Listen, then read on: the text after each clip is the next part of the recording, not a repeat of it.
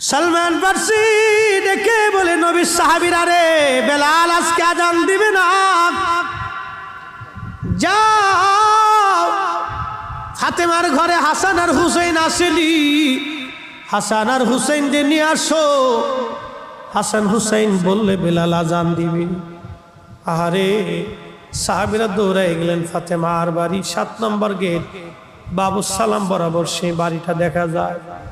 দৌড়াই যাইয়া ফাতেমার ঘরে গেলেন। হযরতে ফাতেমার ঘরে যাওয়ার পরে হাসান আর হুসাইনকে নিয়ে আসলেন।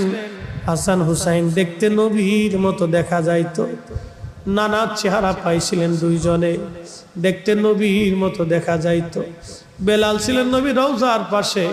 হাসান আর হুসাইন ছোট্ট দুই ভাইকে দেখে বেলাল উঠে দৌড়ায় এসে একবার ইমাম হাসানের বুকের মধ্যে মাথা ঠেকায় কাঁদে, আবার ইমাম হুসাইনের বুকের মধ্যে